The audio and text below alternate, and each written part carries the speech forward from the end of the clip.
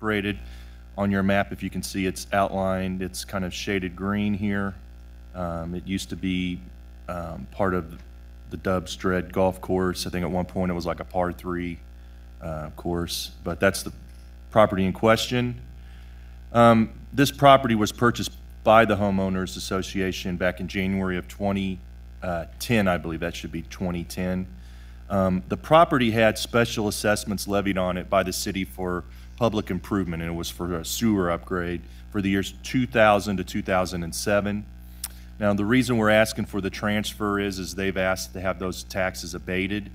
We will also tonight be presenting a resolution for you guys to have the authority to grant that. After the assessments have been abated, then we will then also tonight ask to have that property transferred back to the Homeowners Association. So the first request tonight is the transfer of the property from the Homeowners Association to the land bank so we can abate these taxes. All right, I make the motion that we do so. Is there a second? Second. Okay, we have a motion and second. Any further discussion? What was the kind of sewer? Storm sewer? Or I believe so, yes. and it was a special assessment for the neighborhood or just for this parcel? I believe so. And that's the one specific assessment that the land bank doesn't have the authority through the statute to abate. Only the Board of County Commissioners can. So we're not asking the Land Bank Board of Trustees to abate the taxes. We're just asking them to approve the transfer in and then eventually out of the land bank. I'm just interested in what happened to the cost of the improvements. Do the taxpayers pick that up then? Well, they're still outstanding with penalties. I mean, they'll be abated. So, I mean, in a way, it's kind of like a wash. What do you mean it's a wash? I mean, we're going to abate them, so there will be no payment on the taxes. Right, right.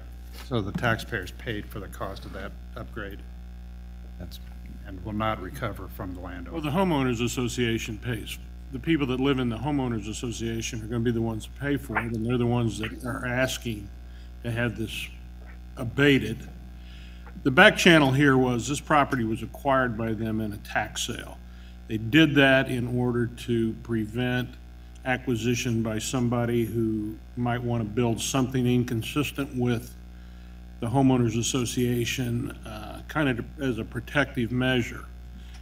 Apparently at the tax sale, and I'm taking the word of the people who were there, and I wasn't there, so I don't know. Nothing was mentioned to them about the special assessments on this property when they acquired it.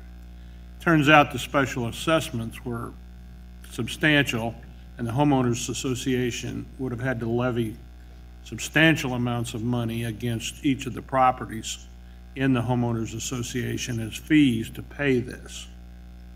The end result being, these are the people that are going to pay for it anyway.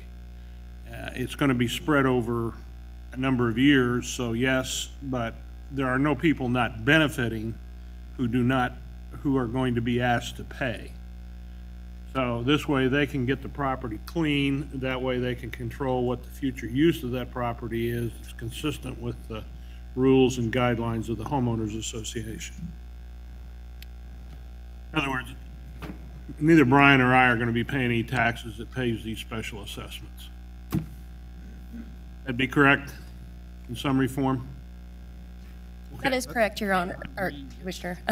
Aren't we asking for the special assessments to be abated? The way the special assessments work, they're divided out over all of the parcels that benefited from the sewers. So most of it's already been paid by all the other homeowners in that subdivision. It was separated among all the parcels. The only part that is associated with this parcel is just what was that parcel's particular share of all of the assessment for the sewer improvement. So most of it's already been paid by being spread out among all the other parcels anyway. It's just this small portion that wasn't paid. And I believe what happened was because it fell off after 2007, it wasn't appearing on the tax rolls anymore, so it just got missed. It was just a mistake that it wasn't counted, that it wasn't included to begin with or asked for it to be abated at that time. I'm having a hard time understanding. So there was a special assessment on this parcel. It was never paid. and we are now going to say it will never be paid. Is that right? That would be correct for this particular parcel, yes. Okay, thank you. Any further discussion? We have a motion and second. Would the clerk please call the roll? Roll call, Walters. Aye. Murguia. Aye. Townsend. Aye. McKiernan. Aye. Walker. Aye. Next item will be the ask to, once the taxes have been abated, to transfer it back to the homeowners association.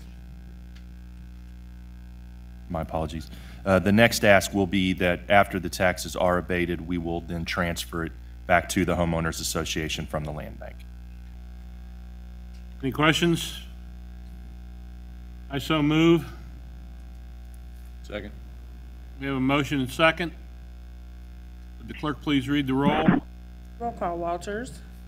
Aye. Murguia. Aye. Townsend. Aye. McKiernan. Aye. Walker. Aye. Motion passed. Next is just our general applications. We have 5 tonight, 3 yard extensions, 2 property acquisitions. And as always the case, all applicants are current on their taxes and have no current code violations. The first is both a yard extension and property acquisition, 1609 New Jersey Avenue and 1517 New Jersey Avenue. As you can see in the middle is the property owner at 1601 New Jersey. Next, we have a yard extension at 811 Stewart, which is right here on the corner, and the shaded red is the land bank property. 610 Sandusky Avenue. The applicant lives here at 612, again shaded in red as land bank. And a property acquisition at 1031 Ridge, and the property owner is at 1029 Ridge, which is right next to it. The advisory board recommended forwarding these for final approval and had no questions, and that is also our request. Could you go back to the Ridge property, please? Yes. Property owner is where? This property right here, And going to acquire the one here in red. that little sliver. Gonna go to the garden, maybe. Okay. Is there a motion? I just have one more clarifying question. In the agenda, there were actually 5 properties, or do you have the property acquisition alone coming up next? Actually, the one property acquisition was the Ridge, and then the very first one we discussed, he had a yard extension and a property acquisition. There we go. That's it. Move to approve all as submitted. Second. We have a motion and second. Would the clerk please read the roll? Roll call, Walters. Aye. Murguia. Aye. Townsend. Aye. McKiernan. Aye. Walker. Aye. All right, Mr. Slaughter. And the last we have is a donation to the land bank, 1213 Bunker Avenue. The property is outlined here in black. As you can see, there is substantial land bank property next to it. That is basically the reason we're asking for the donation, is we now would have one larger or the combination of 2 properties for possible development in the future. Just want to clarify, that's 1213. The agenda had 213, so it is 12? It is 1213, yes. And the property owner is not in the neighborhood? No, that's a Merriam, Kansas address. And are there back taxes on the property to be donated? No. Move to approve as submitted. Second. We have a motion and second. Would the clerk please read the roll? Roll call, Walters. Aye. Murguia. Aye. Townsend. Aye. McKiernan. Aye. Walker. Aye. I believe that concludes the portion dealing with land bank property. Yes, thank you. Moving to item number 2, it's an abatement to, or a resolution to abate special assessments. I assume this is on that property that we just spoke of? It is Wendy Green, Assistant Council Commissioners. Good evening, County Administrators. The reason for the resolution coming into effect was because of that specific property, but what we realized is there could be more out there that would have a special assessment for a municipal improvement that might need to be abated, but rather than do a general resolution so that every time a property went into the land bank, the special municipal assessments automatically got abated, we didn't want to do that. We thought it should be on a case-by-case basis, because there may be some instances where we want the people that are acquiring the property from the land bank to have to continue to pay those special assessments for public improvements. So what this resolution does is it has the Board of County Commissioners authorizing the Board of Trustees for the land bank to agree that a special municipal assessment should be abated as it is approached by, or as it is brought up to them by the land bank. So when the land bank would come in and ask for a property to be acquired, they would also at that time ask for the property to have the special assessment contributed to the municipal improvement abated as well. It would have to only be on a case-by-case basis. The statute's very clear that special assessments for public improvements are not automatically abated like other special assessments and taxes when property is transferred to the land bank, and they can only be abated by authority of the Board of County Commissioners.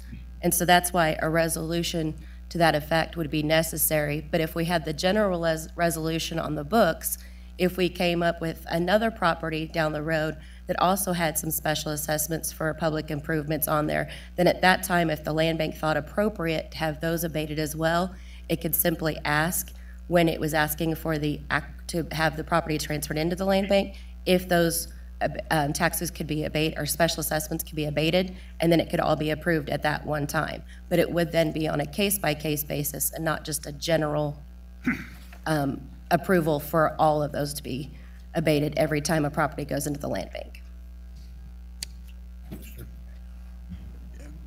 So case-by-case basis, so like this example we have now, that parcel will be abated, but that assessment will still be spread among the remaining parcels that were originally part of the assessment area, correct? Correct. It was spread out already. Mm-hmm. Yeah, it's already been spread out, and so in effect, all of those parcels will still pay the assessment, but theoretically there could be other cases where there is not some, as Commissioner Walters brought up a moment ago, where there is not already someone who's assigned or who will pick up the assessment. And so your ability then would be to make sure that nobody can get a special assessment abated when there is no other vehicle for collecting that money. Am I getting that right? Well, I think a good way to look at this is if we take a property in from a tax sale or a donation, and maybe there's an assessment levied against it because of trash or mowing. You know, we just abate those once we get those because the statute gives us that authority. We don't present that to you and ask you guys to approve that. These are a little bit special or kind of specific situations. I'll also add, you know, I don't know how many more are out there. We'll have to do some reporting on that. But this is the first one since I've been with the land bank for 9 years that we've ever come across one. So there's probably not that many. But, you know, I think as the statute, or as the resolution says, we would still come to you, make you guys aware of what's going on in those situations. That's my question. Do we really need this? Because, like you say, in the 4 years I've been sitting here, and then in the years before, in my other role, I don't ever remember this ever coming up. And so, I really think the final decision on whether special assessments should be abated for a given piece of property, and it could be on a myriad of factors, ought to be up to the commissioners. It should not be up to the Board of Land Bank Trustees or Advisory Board. Well, first, that's why the resolution would have to come before the Board of Commissioners first. And then I suppose when it comes to standing committee, then you all would hear it too in that situation. So you would be made fully aware. And at that time, if you weren't approving that it could be abated, I would think that you could So strike it at before that this point. property is going to be sold at a tax sale, the commission will get an opportunity to decide whether to abate the special assessment. Commissioner, it would have to come into our possession first. You know, we're not going to have an interest in a property that we don't possess to abate special assessments for, you know, city improvements. But if it were to somehow come into our possession, Oh, I'm sorry, of course.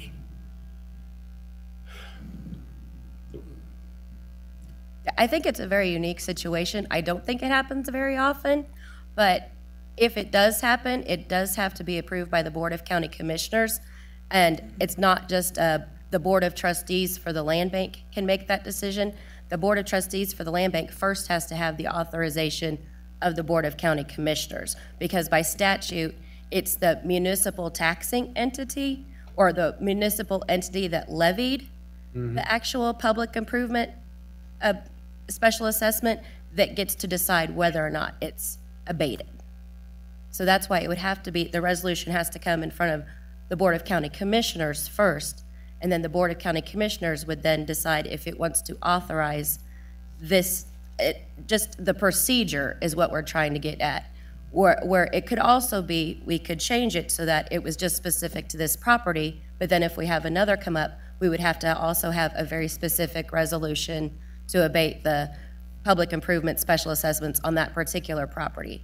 So it would either need to be a general resolution allowing the Board of Trustees to make that decision, or we would have to come back to the Board of County Commissioners with a specific resolution for each property every time it came up and the need was there to have them abated. Any more discussion? I just have a question.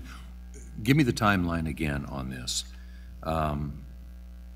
When would this come into play in the timeline? Before the land bank acquires a property or after it acquires it? this assessment was put on the property before it came into the land bank's possession. And we did not have any knowledge of these assessments on the property until the individual at the homeowners association brought it up to our attention. So normally, if we would have caught that and they would have made application, we would have probably had to go through this process before we could even consider the application, because we wouldn't want to sell someone a property that had these assessments on there. Nor would they probably want it if they knew that we just couldn't abate it because it wasn't just a non-city improvement assessment. More than likely, that probably was what put it into the tax sale, got it into 2010, and then it came to the land bank. And then with us not being aware that those assessments were on it, we sold them the property. And then they were now, and then I guess recently be made aware of that they had those on there.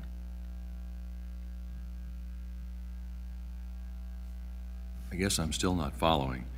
So in the future, you get a property that is similarly assessed, then the land bank could simply, We would probably come as a specific item on an agenda to say, here's what we found, that we found these on there, and then ask the Board of Trustees permission to go ahead and have those abated. that's the question. I think the other side of this discussion is, do you guys want to see this twice on a, say, a night?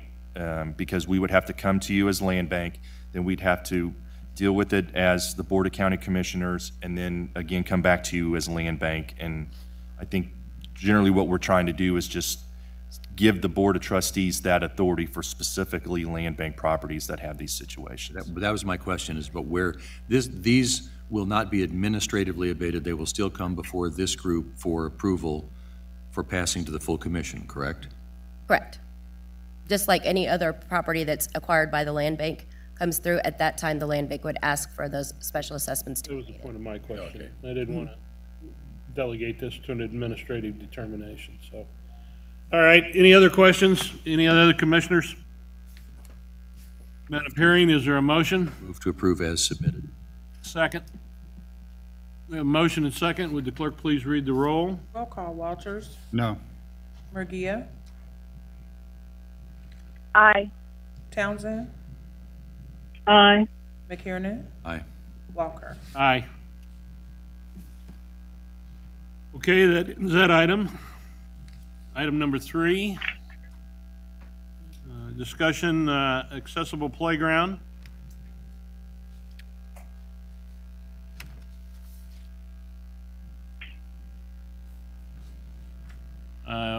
Jeremy Rogers will lead the discussion on this, or present the discussion, and you have some guests would you like to introduce to the commission? Absolutely, thank you. Good evening, Commissioners. As I've been saying throughout my 3 years of being employed here in Wyandotte County, I've been very outspoken about accessibility and inclusive play. And in my previous employment with the City of Independence, I developed a relationship with Unlimited Play and to build an inclusive playground. And so when I came here, spoke to many of you guys and have gotten your buy-in and slowly getting the community to buy into accessible play. And so I invited Unlimited Play here tonight. This is Natalie and Jim from Unlimited Play, and I will turn it over to them. All right. Anxious to hear. Good. So we're going to start by I'm going to tell you a little bit about Unlimited Play. I'm the executive director and founder. Okay. My son was born with a severe disability, so you'll see him in just a second in a video. My background is recreation management. I took every course in college that taught me how to create ADA inclusive environments. I really appreciate the American with Disabilities Act, but I did not realize it doesn't serve our needs until I had a child with a disability myself. So I took Zachary when he was just little to the playground and I put him in an infant swing. I think you're all familiar with that, a belt around it. And I pushed Zach only one time and his little body just slumped over. And that day I went home really upset at the parks directors who thought ADA truly created an inclusive environment, at the college classes I took who taught me that that would be enough. As Zach grew older, I watched as I would take him in his wheelchair and he would sit. ADA says that a transfer station is considered accessible, which for my son means he would have to pull himself out of his wheelchair, crawl up the stairs and across the platforms, and somehow we say that's okay. Jim and I were sitting with some business owners the other day and they sat back in their chairs and said, Natalie, I can't even imagine if I hired someone and I said, guess what, my office is inclusive. Park your wheelchair at the bottom of the stairs, crawl up to your office, and at the end of the day, you can crawl back down the stairs. We'd all be sued. But in the park industry, we've said okay to that. So we're here to say truly inclusive playgrounds are so much more than just ADA standards. Mulch and pea gravel, my son still gets stuck in, even with his powerful electrical wheelchair. He cannot get through those and will get stuck. As Jim and I have presented all over, we've met more and more people, and some I didn't realize are veterans. Years ago, I presented to the veterans organization, and a gentleman stood up and said, Natalie, we have more veterans returning home with disabilities than ever before. Our medical capabilities are outstanding. Yet they come home and they need time with their families. Please continue to build these playgrounds. And then when we've met adults that there was a mother that had multiple sclerosis, and she was in the tears at the end of one of our presentations saying she has a 2-year-old and a 4-year-old, and she can't take them to the playground because if they get injured on the top, she can't walk those stairs to get to her own children. So what was my story, my son in his wheelchair, has transformed to so many more stories and so many more people that need these playgrounds.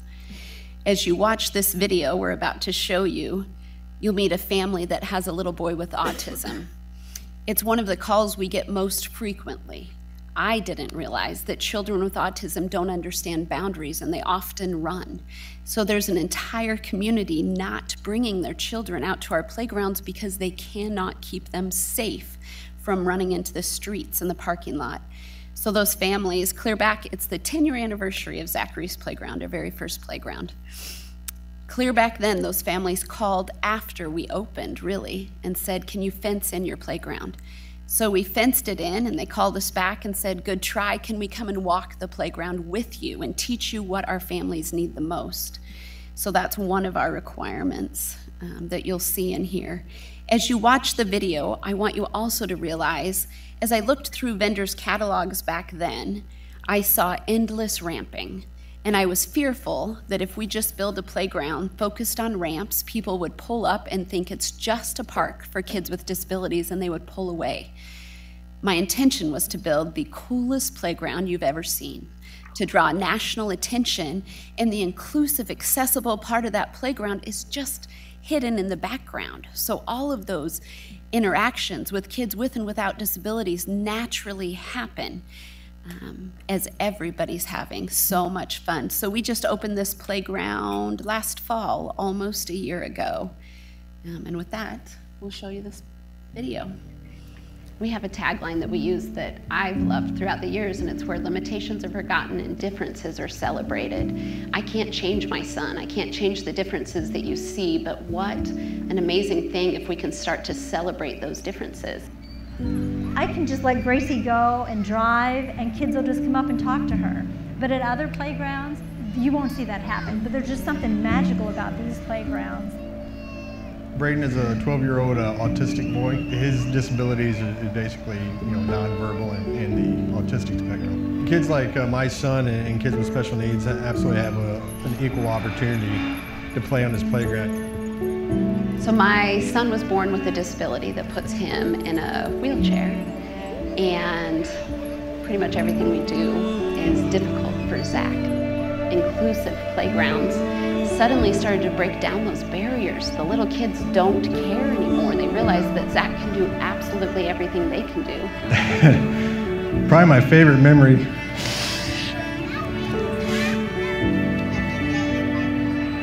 when all the kids come running in. You had disabled and mainstream kids side by side playing. You don't see that every day.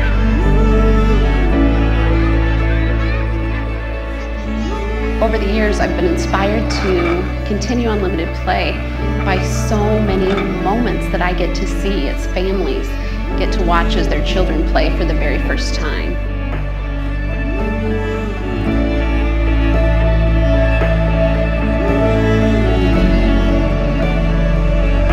Gracie, how does this playground make you feel? Amazing.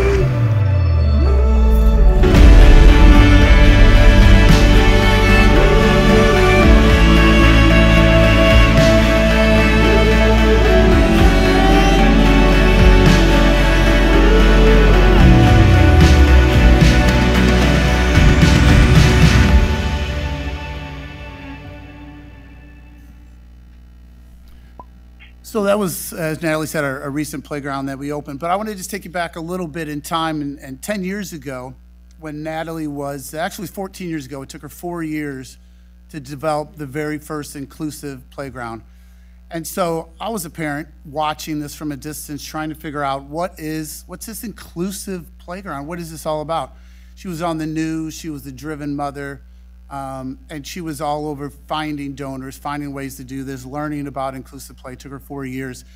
And 10 years ago, she opened up Zachary's, the very first playground. And my son at that time was put into a wheelchair. And so we went out there, not really knowing what it was, but it absolutely changed our world, changed our family's dynamics. It changed our community coming together. My son gained confidence.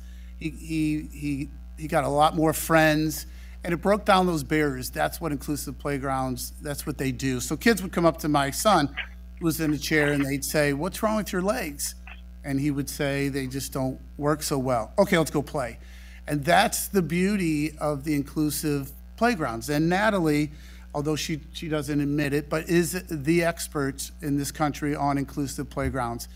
10 years ago, she started this and has not stopped learning and educating everyone all throughout the country on truly what inclusive playgrounds are, and we design them differently. We are a nonprofit, and so it is truly a mission of ours. And 5 years ago, my son passed away, and I had been involved with Unlimited Play and helping raise funds and do this, but I came to work with Unlimited Play, and it truly is our mission. And over these years, it has developed into a program that we come in, we enter with the city, and we help build a foundation or a committee to help find these funds. And honestly, we have a packet that thick, and I call it Natalie's brain, but it's all these years of how to engage into a professional type of foundation, how to find the money, how to do a prospectus throughout the community, understand where we can find the money, how to set up this committee with not just your neighborhood friends, but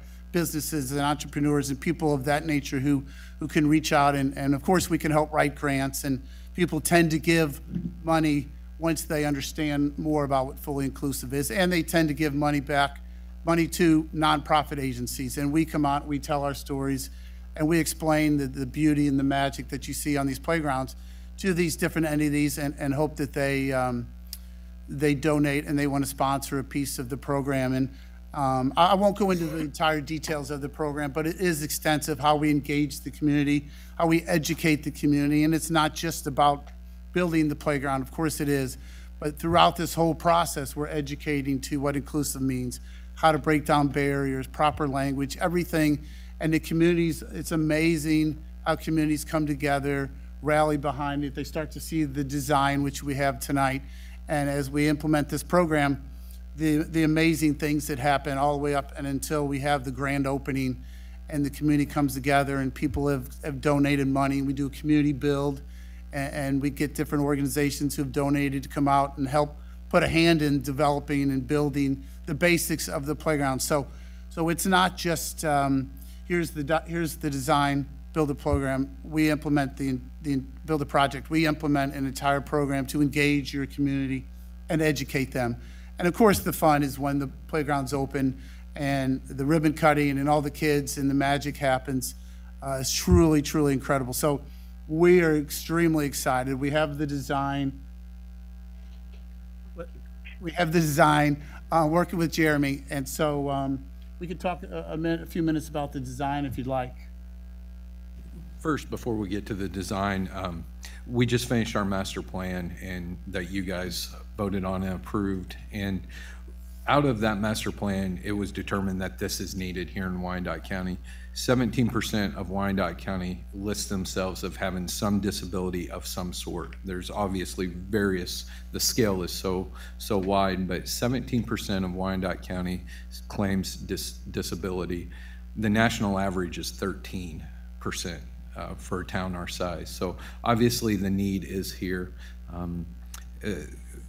We don't, all we have is ADA here currently. We have bits and pieces of inclusivity throughout our play pieces, but we don't have a playground that is specific for inclusion. So that is why we invite Unlimited Play here. That's why we partnered with them, and I will let them talk about the design that they have brought forth. And this is just a sample of what it could look like. There's various pieces in there, and I'll let them talk about that specifically.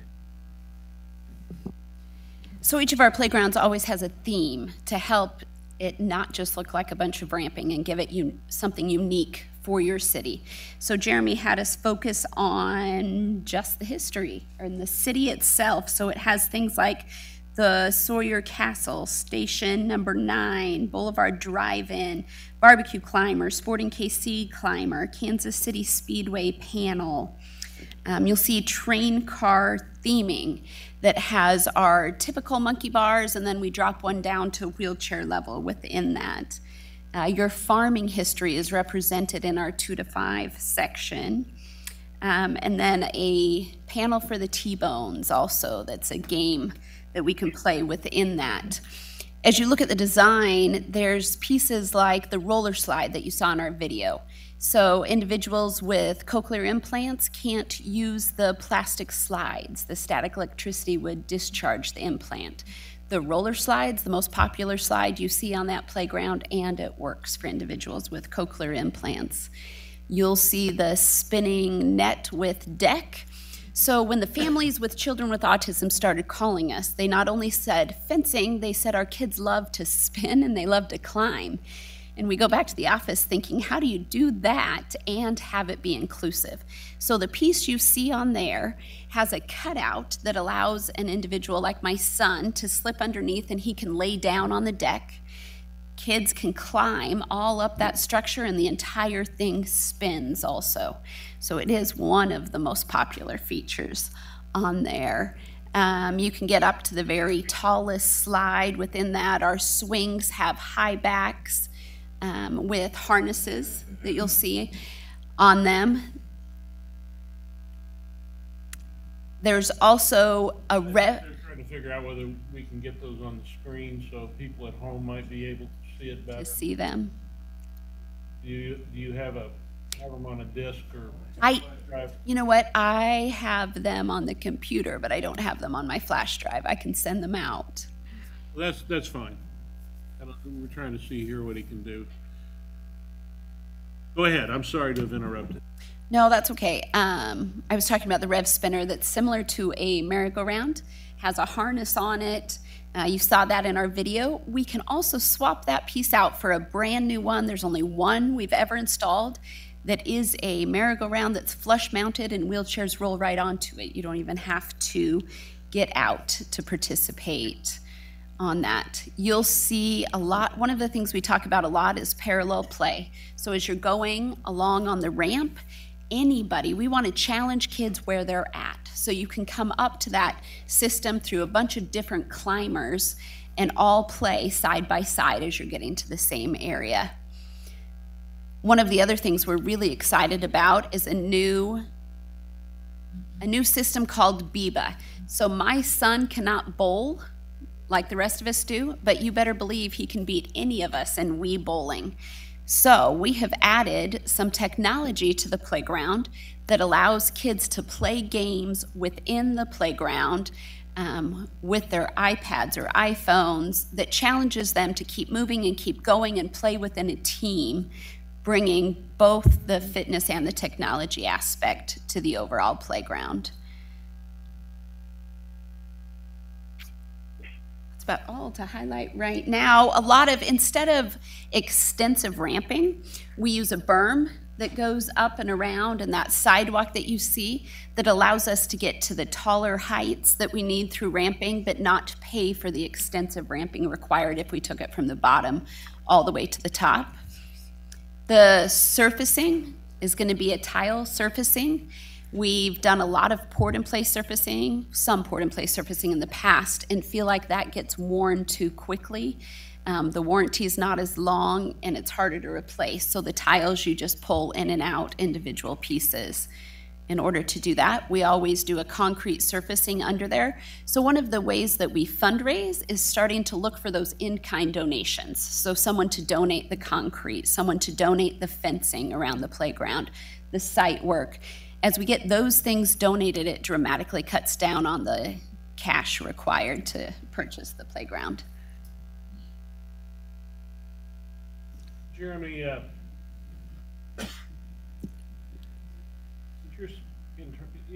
since you're internally the spearhead, as we talked about a little while ago,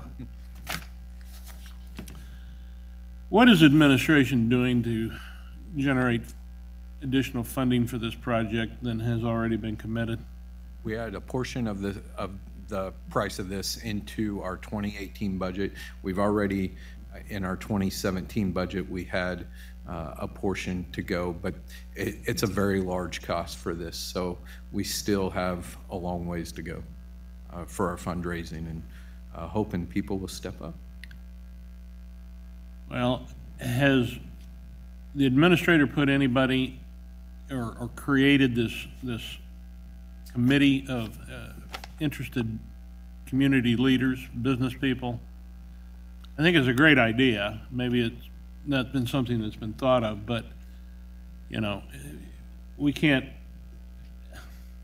you know, everybody's got personal stories. I was blessed that I didn't have children that needed a park like this, but in being married for more than 40 years, I've come across friends who have been in that circumstance, and there was nothing available for them. A few pieces of equipment here and there that may or may not have been suitable for their particular child's needs.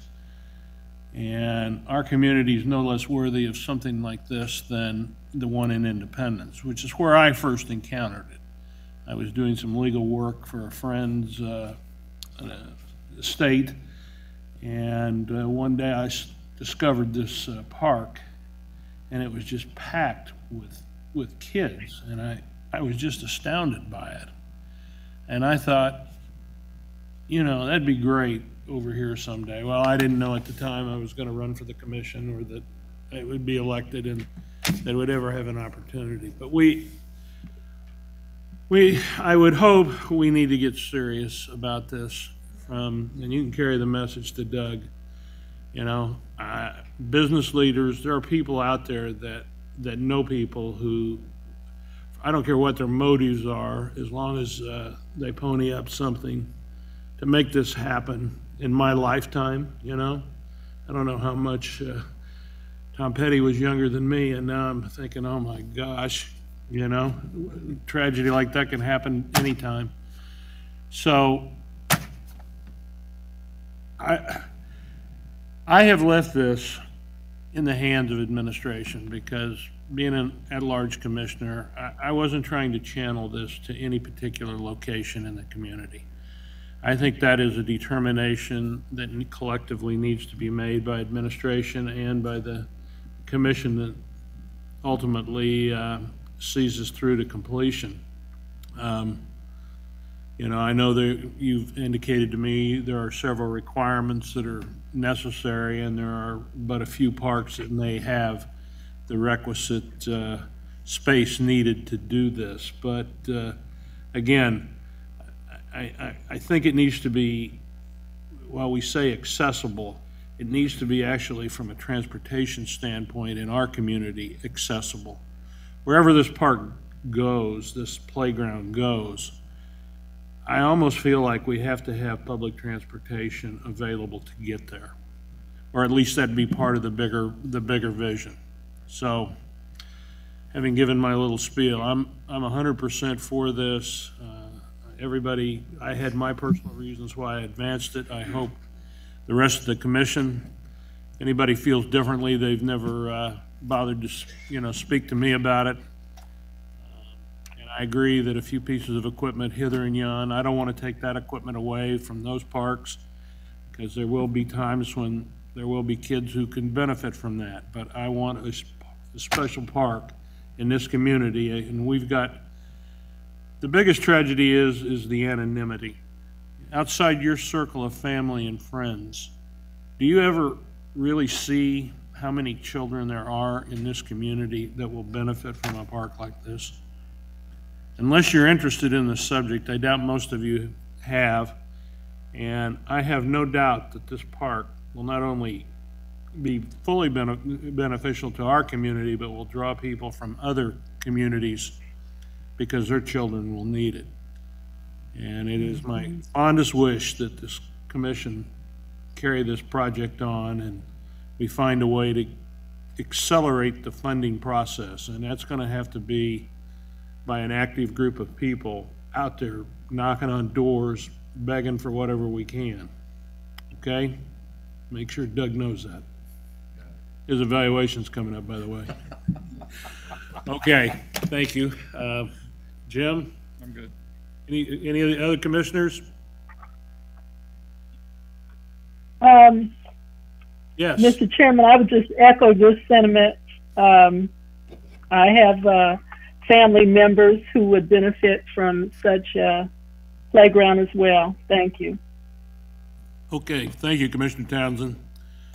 Commissioner McKiernan? Just one thing. So I had a sister-in-law who was a wheelchair user for over 30 years of her life. And one of the things that I learned, at least as she modified the place she lived, was that building accessibility actually made it better for everybody, even if they didn't have any sort of physical limitation. So I would hope that we would be picking your brain and coming up with some design. I'm sure there are design guidelines that could be implemented in any park, in every park that we have, that would improve the accessibility and the experience for everybody who visits that park, regardless of their ability level. So I'm hoping that we will try to find ways to incorporate design guidelines into all of our parks as we go forward. All right. Anything further? I want to thank you both for coming.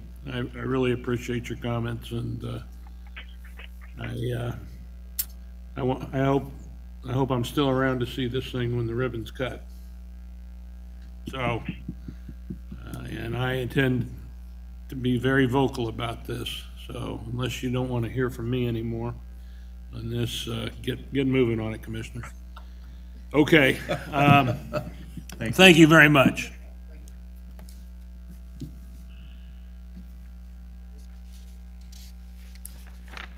We have a blue sheet item number 4, which is an update, Google Fiber's Community Connection, presented by Alan Howes, our Chief Knowledge Officer.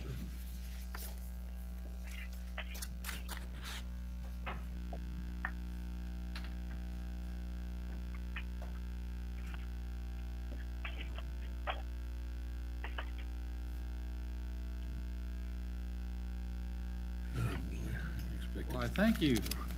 Send it electronically.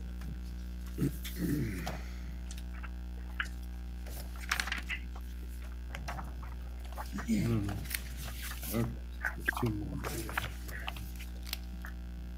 Here, you can- Okay. Will do.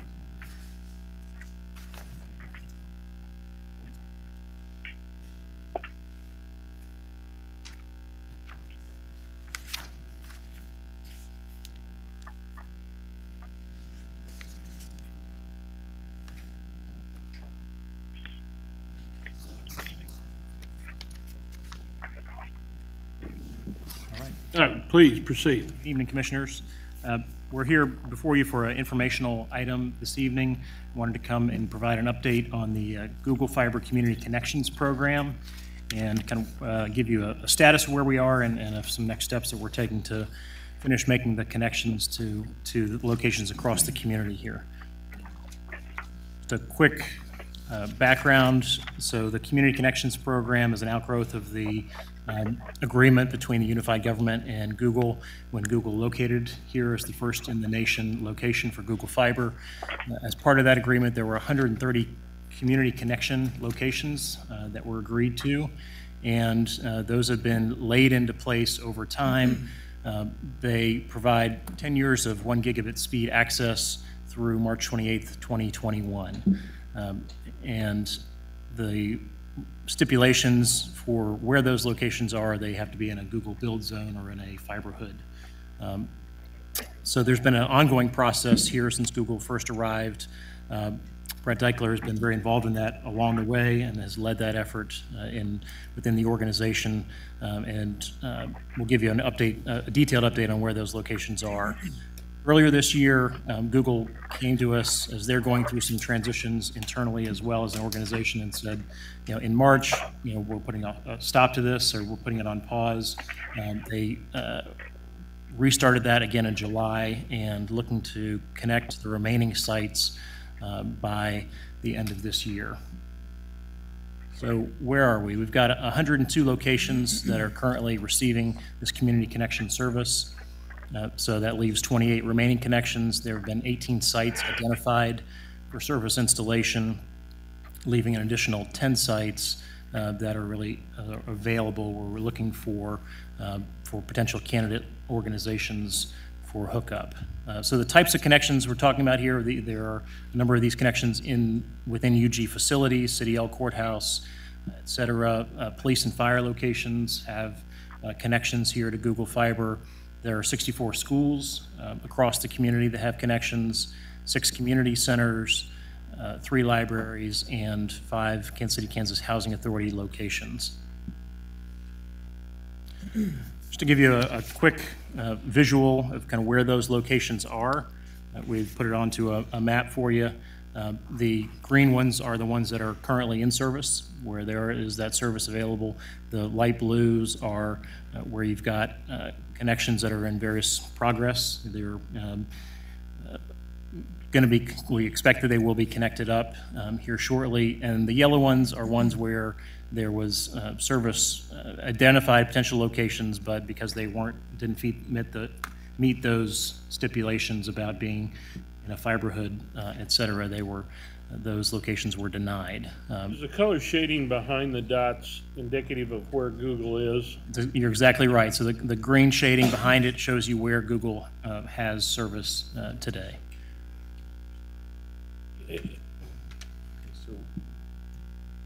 Well, go ahead. I'm going to divert you at the end here with, the biggest complaint I get is from those people that are without Google service, not from school districts or libraries or other public facilities that are awaiting their Google connection. In fact, this very afternoon, although I was apparently not aware that this was going to be a revision, I got a call and a lament that out west, where this particular person lives, in another commissioner's district, that they were never going to get high-speed internet. So I want to go back to that at the end, but proceed with your presentation. I guess the whole question I have is, are they basically in compliance with the agreement, or are they not? I didn't come prepared to answer that particular question. In terms of focusing on the community connections portion of it, that's what we came here this evening to discuss and give you an update on. So the broader question. In compliance with the community connections portion. I would say they are at this point in time, Commissioner. Could I ask you, what are we here for then? What is this this time-eating presentation if we're not here to know what's going on with compliance with the agreement? Did anybody from Google show up tonight? So what we want to do is give you an update in terms of where these locations are, what's remaining for available locations, and kind of walk you through what we're doing to try and identify those additional remaining locations and to seek commission input on potentially locations that we might want to identify for community connections as we're past the halfway point on the 10 years of free service and want to ensure that the full community benefit is realized. Okay. Commissioners Townsend and Murguia, did you hear all that? Yes, I did. Yes. Okay, so I hope you have some additional places where you want this to go.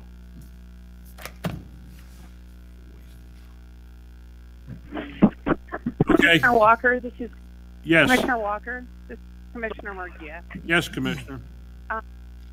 I'm unaware of any place within my district that doesn't have access to Google Fiber, but I, like you, I just want to add to the record, I, like you, get a number of calls from outside my district, kind of in the Midtown area. And unfortunately, I'm on the phone, so I can't see the map. But I would tell you, I get a lot of calls and complaints about people in the Midtown area that are in compliance and still not able to access Google Fiber. Just wanted to say it's concerning, I think. Thank you, Commissioner. Commissioner McKiernan. So I was really surprised back at the end of August to read, let's see, this is from Motherboard or whatever. The headline is Kansas City was the first to embrace Google Fiber. Now its broadband future is TBD. Subheading, the dream of a fully connected gig city may never come to be.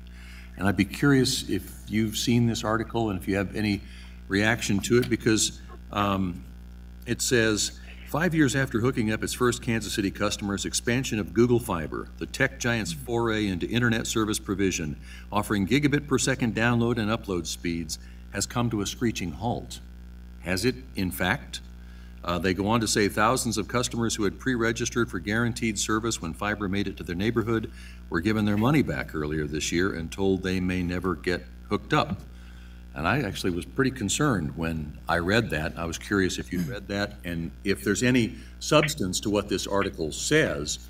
And if there is, what plan do we have or what options do we have for finishing the coverage of the city? So we are, I am tracking, we are tracking on the I would say, evolution of Google Fiber as a business. Certainly it's an area of interest for the community. And I think there are a number of those sort of articles. They've gotten new leadership. Google Alphabet has gotten new leadership. There's new leadership at Google Fiber. They've had several turnover in their top ranks. They're a company and an organization in transition, and I think that there is a a question mark, as they've pulled back in other jurisdictions where they initially said they were going to come, as to whether in fact they are going to follow through on that. So, I think there is an open set of questions around kind of what this means. And again, that wasn't exactly why we came here this evening, so we're happy to tee up that conversation around the broader question, the broader issue of connectivity. That is certainly, I'd say it ties in with the work that Joe and I and others have been working on, which is a broader fiber plan for the community, given the importance of connectivity for residents, and whether that's connecting to educational opportunities or jobs, or the importance to businesses as they're seeking to locate or grow or expand. Those all now require as essentially a utility level function of connectivity. So it is all part of the mix. Whether we can't and don't control whether the decisions of whether it's Google or Spectrum or AT&T on where and how they're going to expand their networks. That is one of the challenges, I think, as a community, is that we don't. So relevant to this particular presentation, the slide before said that there were 102 community connections currently in service. There's 28 remaining community connections available. We've identified 18, 10 more. Has Google committed to hooking up those 28 remaining community connection sites? They have. Okay. Yep. I really don't. I'm not, as chairman, I'm going to recommend, I appreciate what you've done here, but I don't need to have this kind of information presented to me in a meeting. I can read it. You could have written me a memo and it would have been just as sufficient. What I need to have is a presentation on what is Google's purpose in the future and where are we going with it.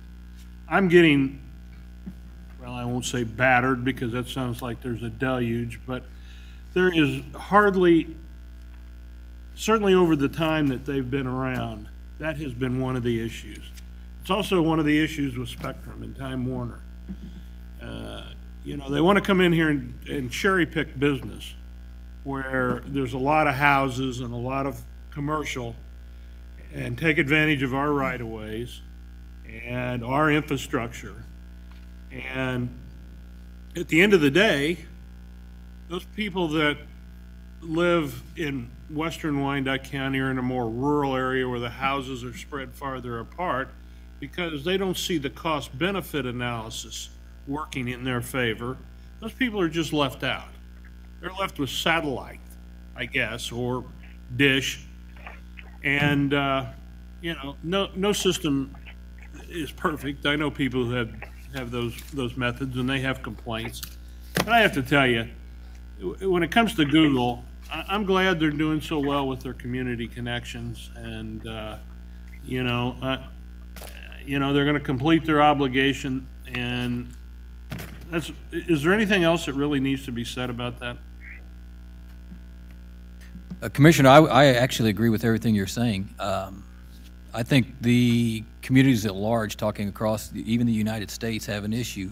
It's the digital divide, and I think when you take an organization like Google, they need to examine what that's a two-sided coin. You have fiber to the home is one of the questions that everybody asks, what is that? Well, that's an individual paying for that subscription. On the backside of that, the digital inclusion or digital divide still sits out there in the community, which is part of what the community connections were derived for, meaning that when you try to pull in the community centers as an example, or the KCK Housing Authority sites like we're doing right now, to bring in an open Wi-Fi spectrum into that community for usage amongst amongst the people that live in those areas. So rather than go to the home, you have to answer the question, what is Google doing to bridge the digital divide, not necessarily trying to sell us a package that is fiber to the home so we as individuals pay that. As an organization here, I think we need to answer that, and that's a difficult question, but they are in compliance with what they're trying to do. We as an agency need to direct these into the best areas of concentration that I think we've done a pretty good job of that so far.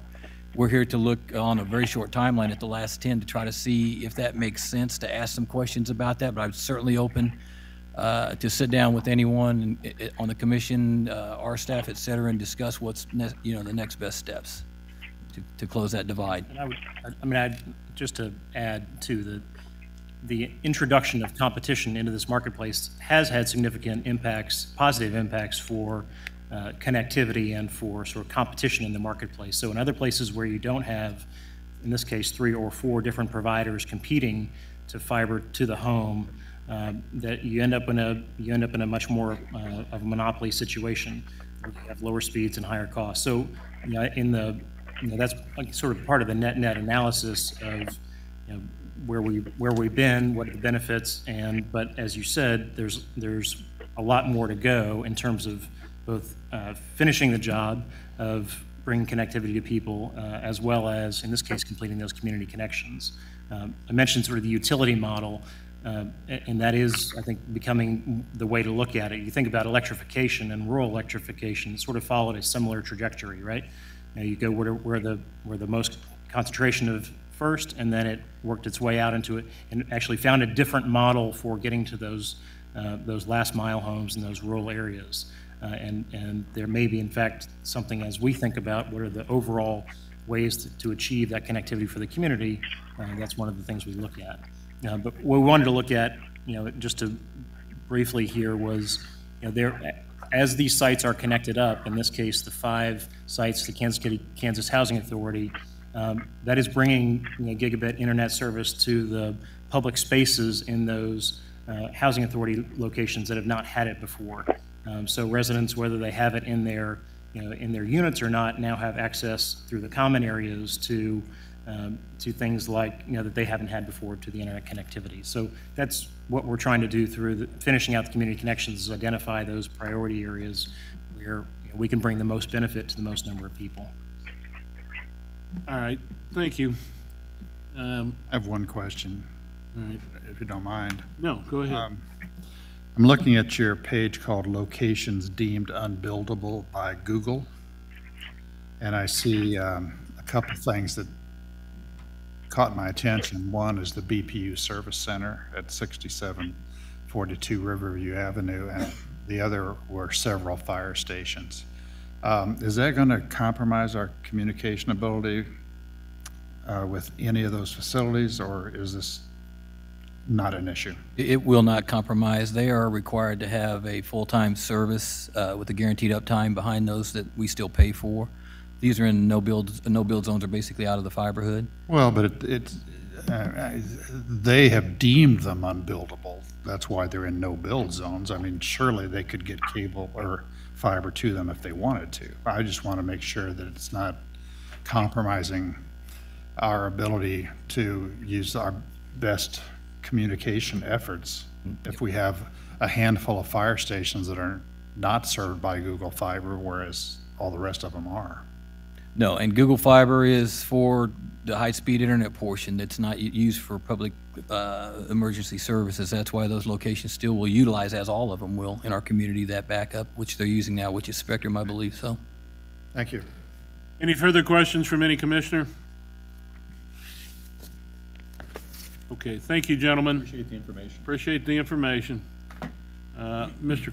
Griswold, I would think you would take back to Mr. Bach the interest of this committee in a more comprehensive, well, not that this wasn't, we'd like to hear more about Google in the future in Wyandotte County, especially in those areas where there is no service or there doesn't appear like they're going to move to add any service. Now, time frame is up to him. It'll be an issue whether I'm here or not, but I think we want to hear more about how do we get it to different places. Understood. Got it. Okay. That being the end of this particular agenda, I'll declare the Neighborhood and Community Development Standing Committee adjourned. Mr. Alvey is here. I think we're running a little late, so I'll turn it over to Commissioner McKiernan, and I guess we'll begin. And I'll welcome everybody to this meeting of the Economic Development and Finance Standing Committee. Community input is welcome on any item that is up for discussion before the committee. If you wish to be heard, please get my attention or anyone on the committee. You'll come to the podium in the middle of the room and have 3 minutes to make your comments to the committee.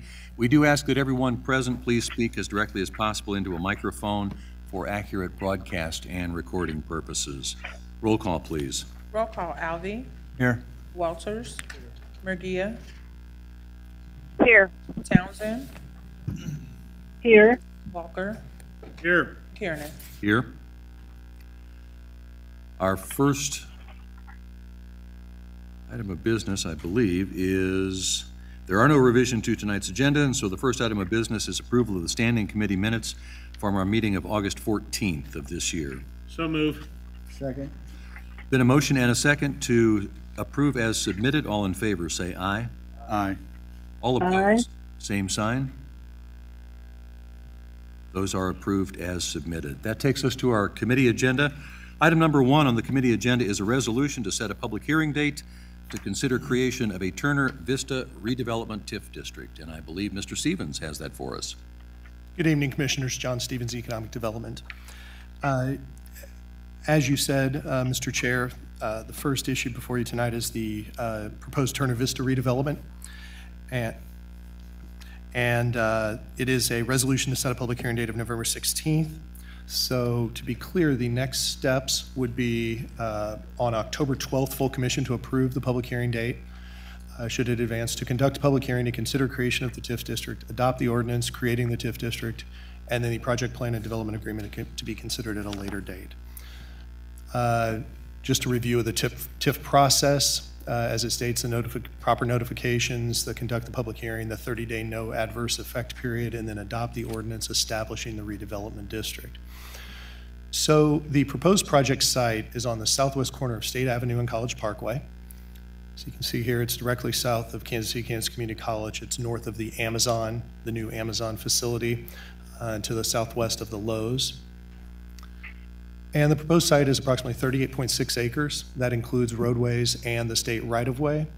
And currently, the site includes rental townhomes, single-family units within the townhome configuration, as well as commercial property.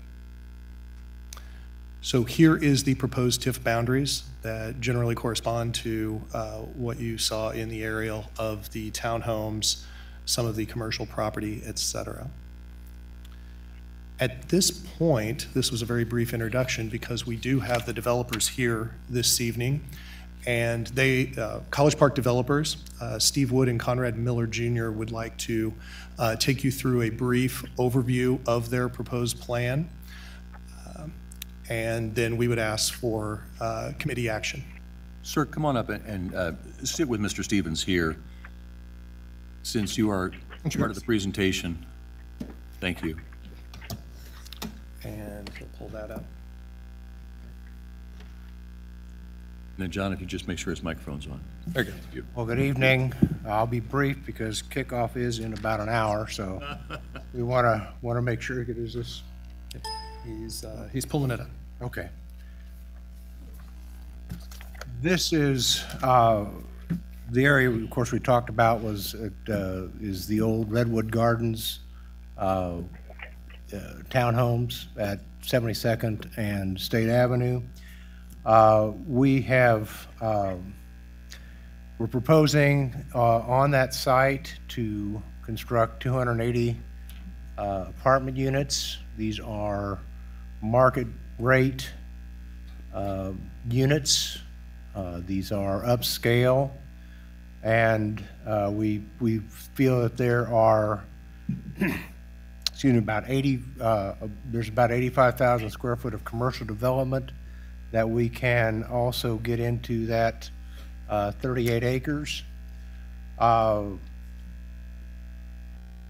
These are some of the apartments. These are the heights at Delaware Ridge, which I'm sure the council is familiar, or commission, I'm sorry, is familiar with. These were developed by Mr. Wood, who is doing the apartment portion of this, and has extensive background in that. Of course, obviously this, but he also has other development. He and I acquired the ground which turned into Merriam Village mixed use, which is where IKEA is presently. I think there were 69 parcels, and we assembled those parcels and DDR developed it, and eventually it became the IKEA location. These are, Mr. Wood is also developing the Metcalf Village, which is 167th approximately, and Metcalf in Overland Park. This is the type of development that we are looking at. This one I think is actually the same kind of scheme that he used in the Knoxville, Tennessee. He's also done several in Knoxville, has done in Hawaii, considerable amount of apartment development. Again, the area here is obviously at the across from Lowe's, up on 72nd State. And really why we started this was, and we actually started this prior to Amazon even being announced. We started looking at this probably a year and a half ago, and have done a considerable amount. But this, this is an area that we think between kind of the downtown and the suburban. So this is in the urban area, and it's going to be, it's really great accessibility, good growth, and so we have, that's kind of why we've identified it. This is the the other developments going on out there that I'm sure you all are aware of, and it wasn't originally set for apartments, but we think after we've discussed with the city and with the staff that this is probably the best use to be made of that property right now. Again, there's the site. We have some traffic counts, good traffic there, and you can see that's the College Park. The college is just to the north there. Lowe's is up to the northeast corner there. Again, this is the, and again, the reason why we think now is the time is that the Turner Diagonal is going to fit in with all of the changes that are going to be made out there, made the accessibility. You can see Torome being cut through, given access to that, to the east side of College Parkway. So that's going to be a real plus. And this is, again, just kind of a generally the area that we're looking at. The Exhibit A, this was the 38 acres that is going to be the TIF district. And then this is the concept plan that we have, and you can see that the apartments are to the south with the commercial to the north. And I mean, obviously that's going to change. The commercial aspect will change as we get users, but we anticipate it being a community, kind of a community center where we have people who live there. They want to walk to their Starbucks. They want to walk to their stores. Those are the types of things that we are going to attract to there. A pharmacy, any kind of users like that will service those 280 units to the south. And just the site and what is around it. This is one of the this is the apartment survey that Mr. Woods did, and we think that with the 280 units, we are very, very comfortable with the rents at the $1.10 square foot, and again, market rate market rate rents, and that area will support that. These are similar apartments, similar type of locations. So those are, we call those the urban corridor locations. 5 minutes, 10 minutes from the plaza, 5-10 minutes from the racetrack. And again, we submitted this in August, and we are looking to get this all under contract and all in ready to be start in 2019, 2008, late 2018, and open up in 2019, and go from there. So, we've got a blight study that we've looked at, and the blight study has found 8 of the 9 blight indications. The only one that didn't find was that there were tidal problems, and now that the tidal work's coming in, I think we could probably add the 9th onto there, because there's several tidal issues that will be there. There are 249 parcels of ground within that district that we're potentially going to develop. We have, I think, about 235 committed or under contract. We've intentionally waited to on some of the out of that 249 parcels, there's actually 18 the people that actually own their home, or that they're owner occupied. Lots of rental properties, and so lots of big chunks of rental property that we've come to contract with. Want to make sure, however, that we make that the people that are actually the owners that occupy it are taken care of, and I think we're making every effort to do that. So, because we're asking them to relocate, and we want to make sure that they are able to do that, relocate in the community. I guess I would have just to see if there's any questions. Mr. Wood is here, who is the apartment guru, as he likes to call himself. So, shaking his head, John. And I'll open it up for comments or questions in just a moment, but this is just something first for staff. We got additional documents emailed to us tonight at 4:40. And this is something that I think we have made clear we really would like to get documents like this. This PowerPoint we just looked at was in the documents that were sent to us tonight at 4:40, and because I have my electronic device here, I have them, but everybody who's using paper doesn't have the benefit of those. And so one more time, we would really appreciate these in advance so that we can look them over and be somewhat familiar so that it's not entirely new, but we can really focus on the presentation. Do you have a copy of, in what is in our packet, is a Exhibit B, and it shows the overlay of where the actual TIF district will be. We have that? Yeah, it's a, I thought.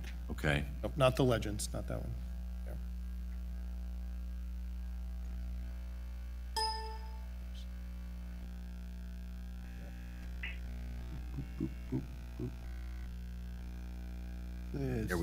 There we go. That's the actual exhibit I only have one question. In another place in this document, it shows that on the northeast corner of that, there is right-of-way that needs to be acquired. Right there. Yes. Lighter shaded. Yeah. Does the fact that this property needs to be acquired affect the public discussion, the public hearing on the TIF district at all?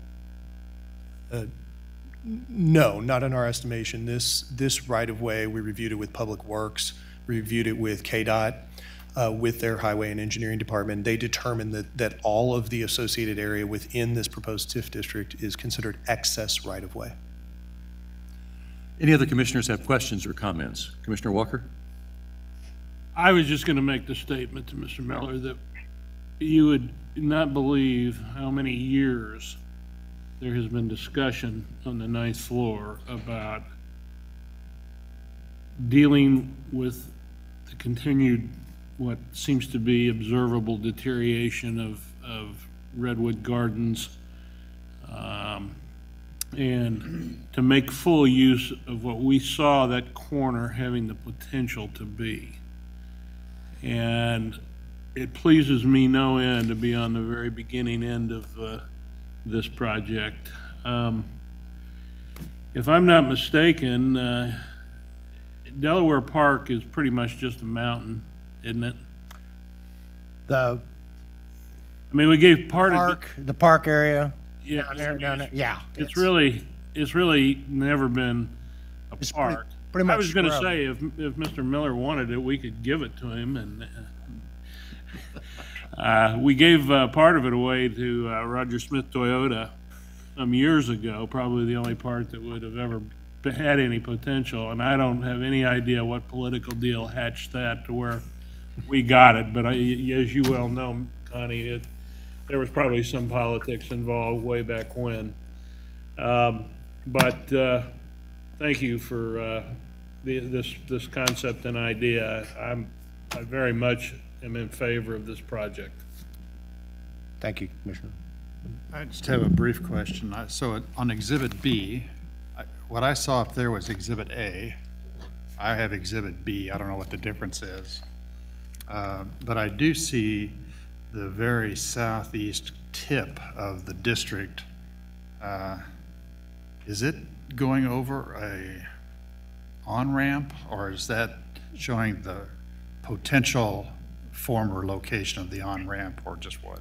Well, I think that was, the answer is yes, it does. And we're not, I mean, that's not as you can see, that's not any of our plans to utilize. Right. And I think that was part of the district, because that is part of that ramp, from my understanding, when they redo the. We hope that goes away. It'll be gone, we hope. And Taromie will be going through there, so, or somewhere along there. So that could potentially give the city some utilization of that, the TIF on that. And it's, again, we don't have any intention of using it for anything, but it was in the district. Thank you.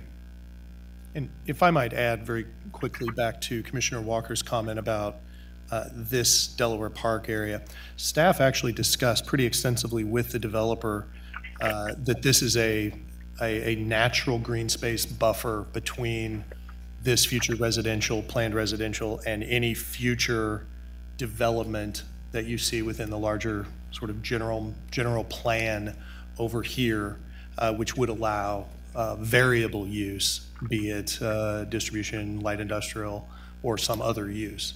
So that was discussed and considered in this plan with the developer. Commissioners Murguia or Townsend, want to give you an opportunity if you have questions or comments. I'm good. Commissioner Townsend, it seems like a good use for that property. I'm familiar with the Redwood Garden area. And I think it was Commissioner Walker that mentioned the continuing decline or a facelift, and that would be good. So this looks like a positive use of the property. Then I'm going to make a motion to approve the setting of the public hearing for November 16th, 2017 to consider the establishment of the Turner Vista redevelopment TIF. So we have a motion and a second, and just to clarify, our action tonight is to move that decision forward to the October 12th full commission meeting, at which time the full commission will vote to set the public hearing date. Correct, Chairman. Wow, what a bureaucracy. There is a motion and a second. Roll call, please. Roll call, Alvey. Aye. Walters. Aye. Murgia. Aye. Townsend. Aye. Walker. Aye. McCurian. Aye.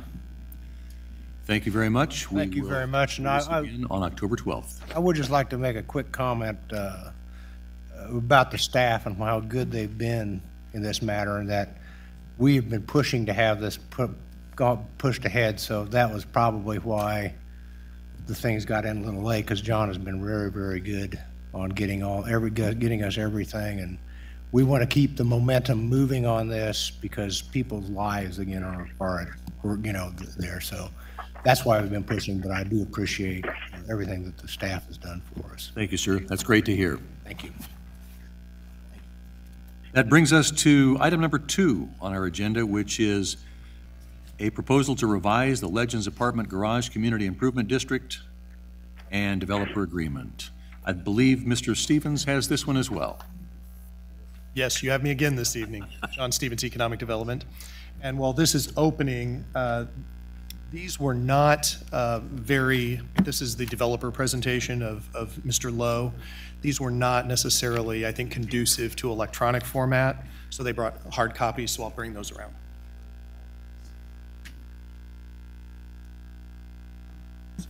Great, thank you. Absolutely. I think you have them as well, but I was going to say, this was part of the documentation that was forwarded at 20 of 5 this evening, and I'll just say same thing. Earlier is better, especially when it's as meaty as this is. Absolutely. So anyway, Mr. Stevens. Yes, Chairman. Right, so the issue before you is an update. It's a status update on the Legends Apartment and Garage West End redevelopment. So what we're here for tonight is an update from the developer on the Legends West Lawn project, the Legends Apartment and Garage project. And then the next steps after this update would be to revise the Legends Apartment Garage Community Improvement District formation documents and the developer agreement. That will be brought back at a later date. But tonight, the developer and their representatives are here to take you through an update on the status of their project and of the Legends Shopping Center. Obviously, I think everyone's very familiar with where the Legends is located in the geography. And the areas that will be updated for you tonight are the garage and apartment area that you see in red, as well as the West Lawn improvement area that you see there on the, obviously, west end of the Legends Center.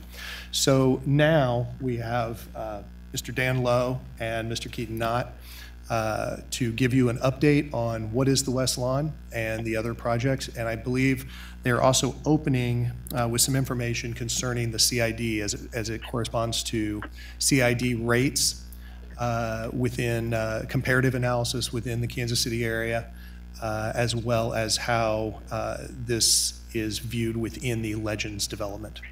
So with that, I'll turn it over to them. All right, a lot to kind of unpack here, and I don't think this headline does it much justice in terms of the issues we should talk through and update the commissioners on, as well as Mr. Alvey from BPU. The first is just kind of and a quick apology on the tardiness on the packet. That's on our end. So Commissioner McKiernan, I apologize for that, but certainly digest at your convenience, and I'll be available for questions in the coming days. So the broad question is, why are we here tonight? The short answer is there's an existing CID that's overlaid across the Legends outlets of Kansas City, along with a couple of the parcels to the west that include JCPenney and Target. That CID is currently 0.6%, and the developer ask is to move that to 1%. The kind of meta question that will lead us into some of the discussion, and will lead us into kind of the improvements and the rationale for increasing that CID.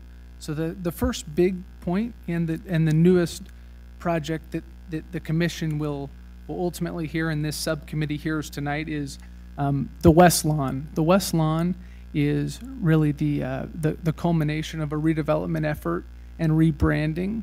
The development team has come up for the west end of the Legends outlets of Kansas City. So in layman's context, where T-Rex used to be, where retail has typically been fairly soft down at the west end of the project, near really the tower and that common area where Cold Stone is today. So, most of this redevelopment effort is premised on a couple things. The first is there's new ownership here. Dan Lowe obviously has been a part of this since day one, mid-2000s, and still is. In 2016, we partnered up with a new group, Walton Street Capital, and part of the ownership structure and strategy is we need to spend some dollars on this project in order to keep it relevant. And we always hear retail is under pressure, and this year especially, in considering the bankruptcies and just general pressure on our market and our industry, it's more true than ever. More locally, we're under intense pressure from Blue Hawk, which is in South Johnson County. They're planning a Legends-esque project, complete with outlet center, along with sports, entertainment, along with traditional retail in a more affluent area in Kansas City. So they're our direct competition, in addition to general competition in the market that is kind of pressuring our industry. So a lot of words there, but it kind of all leads to we need to do something to enhance the experience and enhance the shops and relevance of our project. So in a lot of ways, the physical plant here that represents all that idea, the idea of becoming relevant, turning the page, it's been a decade, becoming fresh and new, is centered around this development we're rebranding as the West Lawn. When we developed the project and opened it back in 2006 or so, if you recall, this west end did have a grassy area, was a lot more interactive and experiential. We partnered for a brief period of time with a group called KKR, the largest private equity firm in the country, actually. Their goal was to maximize revenue from every square inch of the project. In such, the grassy area went away in hopes of completing or constructing an area where income-producing kiosks would be placed. In addition, you found dispersed throughout the common areas of the project pop machines and photography booths and things that, in our opinion, were not incredibly attractive and were certainly inconsistent with the quality and design philosophy that we introduced when we originally constructed the Legends. Our goal in redeveloping the West End is to bring that grassy area back, to remove the pop machines from the common area, and to provide to bring back the quality and the architectural integrity that we first introduced when the project was constructed. I'm really excited about this West End because, again, it's more experiential, more interactive. It does what we need to do in this project, and making it relevant, as Keaton said, it's these improvements that will keep shoppers at the project longer and encourage them to spend more money while they're here. There have been a lot of kind of Band-Aid improvements to the concrete, as you might see when you walk through the project. Seems like they chose a different color of patch every time they laid concrete. We're removing all of that concrete and bringing back one consistent color, one nice set of pavers. All the rust that you see that's come down off of the metal walkway by Dave & Buster's is being cleaned up, and so it's just you know, an effort to clean up and make this area of the project sharper, which we hope will lead to new tenancy. And with that, I'll let Keaton talk about that. Yeah, so when you do get a second to leaf through this, there's a brief synopsis which we're looking at on this somewhat title slide. It's the third page in your packet. The unique part of this redevelopment is the emphasis on the common area and the publicly accessible parts of the project, as opposed to improvements that might be internal or excluding the public. So the bulk of the spend here on the West Lawn is the public, you and I, and any acquaintance can go and touch it, see it, feel it. and our hope is experience it. So there's a few core tenets here, just in terms of foundational ideas that we're really rebranding around. The most visible and what everybody will be talking about is the LED jumbo board that we're putting up on the tower. So it's 45 feet. Think Kansas City Power and Light, but with a more family crowd. Definitely not the boxed-in bar crowd. That's just not our vision here. So the video board, as Dan mentioned, new hardscape landscape. It's branded the lawn for a reason. So it's meant for families to set lawn chairs out, have rolling hills, children's play areas. I would at least toss the idea out about tonight's been educational for me, just learning the maybe somewhat the deficiencies in ADA, and I think you know, in here we say children's play area. If that's I believe it's what is it, accessible? We just heard about it in the last hour, just in terms of kind of the open for disability, no disability. It's kind of open for everyone. So I think if you're looking for candidates, at least for some component of that idea here in Wyandotte County, this might be we're certainly open to that idea. But the idea is create a sense of place and a reason to stay at the project, other than a big field of concrete that you just pass or you buy a Coke on. And this broader idea is if we enhance the common area and create a stickiness to the project, it'll bring tenants and it'll bring viability to the project in the future. I think ultimately maybe the economic issue this committee needs to consider is what does the project need to do to be financially relevant in the next decade? And our short answer to that is have viable tenants. And really the West Lawn centers around creating a sense of place, creating an atmosphere which should bring tenants over to the West Lawn. So the long and short of it is that's kind of the pitch. I think Dan is maybe more accustomed and knows the tenants a little better. They're laid out in page 3. So if you do want to Google some of the names that you haven't heard of, that certainly would be acceptable. They're mainly fashion focused, but for a few of them, Toomey and Bose might be the outliers.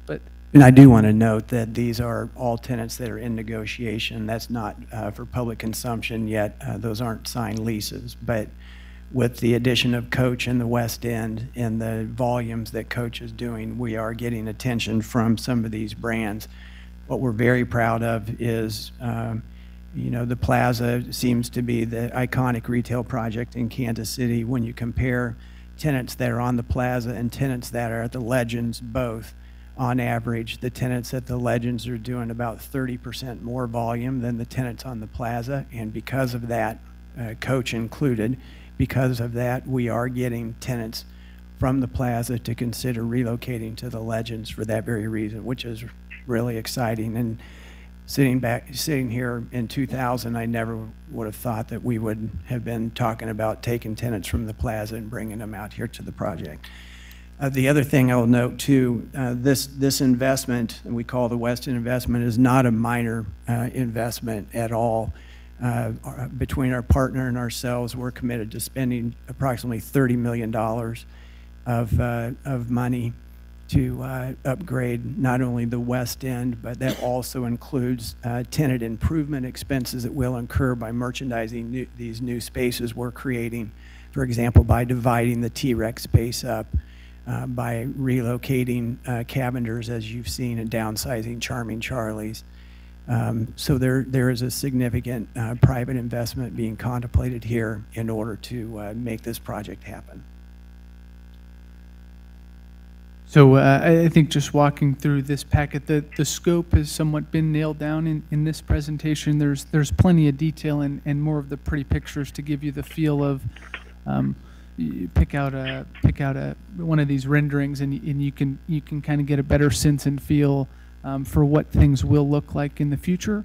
Obviously, the renderings sometimes can come off a little harder than they will be in kind of actuality, but it at least kind of gives you the idea.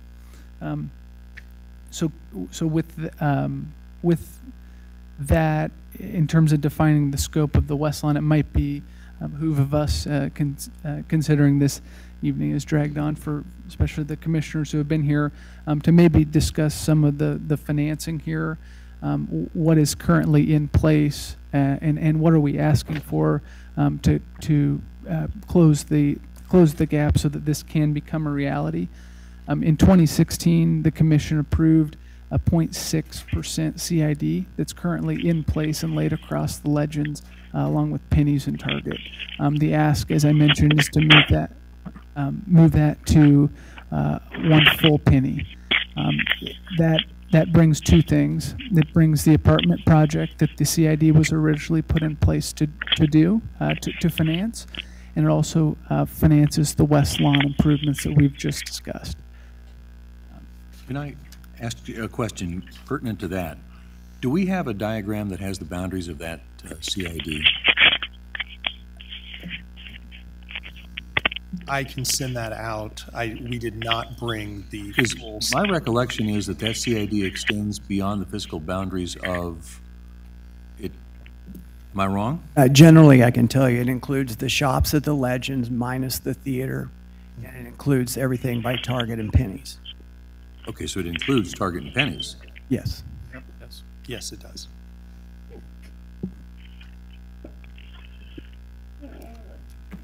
Continue.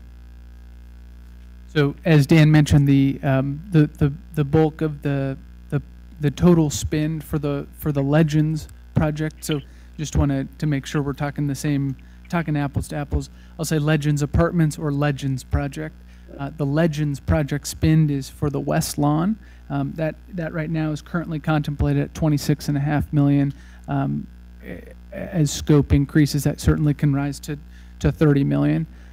So the private public spend there in total currently is 26.5, and the 0.4 increase in the CAD would finance what we're calling the Legends projects, the West Lawn. The 0.6 that's currently in place, by and large, goes untouched. That continues to finance the Legends apartments with one caveat: the developers requesting to remove the cap on that 0.6. To eliminate the somewhat artificial cap at $14 million, and let the apartment project produce its full capacity up until $17.5 million. And it is important to note a discussion that we've had previously. The CID dollars being used for the apartment project are being spent on the parking structure and the land allocated to the public spaces. Is only. now exiting. There is no CID dollars that would go to any of the vertical construction component of the apartment project. Yeah. So I think that's a lot of the framework. I think that the detail might come out in a Q&A here, unless we've missed big points. I think you guys might hit on where we've been unclear, ambiguous. We've talked about this internally for 1.5 years. We've talked about it with you for 15 minutes. So I'm certain we've left some details out that you'll want to unpackage a little more while you have us here. But that. I just, generally speaking, before we turn it over to Q&A, I just want to reiterate something that Keaton mentioned, and that is the goal and the need really for remaining relevant. Projects as they age become challenging to lease. Projects that age in a retail environment similar to the one that we're in now are even more difficult. The improvements, for the most part, that we are making to the West Lawn are unfortunately non-income producing improvements. It's the replacement of concrete, the upgrading of pavers, the removal of rust stains, things of that nature that are really critical to, to looking sharp and appealing to the tenants. The Blue Hawk project that's being proposed out south, they've asked us to get involved in that deal, which we're not going to do, but we've sat and listened to the spin. It's 1 million square feet of directly competing retail that would really hamper our ability to grow and remain leased here. And so we think the investment in this west lawn, the upgrade of the tenant mix, and the completion of the apartments do significant things to help us, again, remain relevant in the marketplace. With that, we appreciate your attention, and we'd be happy to answer any questions. Appreciate that. Before I turn it over for other questions, I have several. First of all, I'd like to get a boundary map that shows that CID. Does this increase of 4/10 require additional public hearing? I believe so. So, because the request for action that came on this item was a little bit confusing to me, because it talks about authorizing an increase in the project cost, authorizing the change of the CID, authorizing various extended deadlines. I want to be clear on what action we're being asked to take tonight. To be clear, this evening we wanted to get the developer before you to provide an update on their proposal and to have discussion as to that. Then we will bring it back at the developer's request for action. Okay, so the request for action here talks about approving various items, but this is discussion and ground setting. Is that now what I'm understanding? Mm-hmm. Correct. Excellent. Correct. Okay.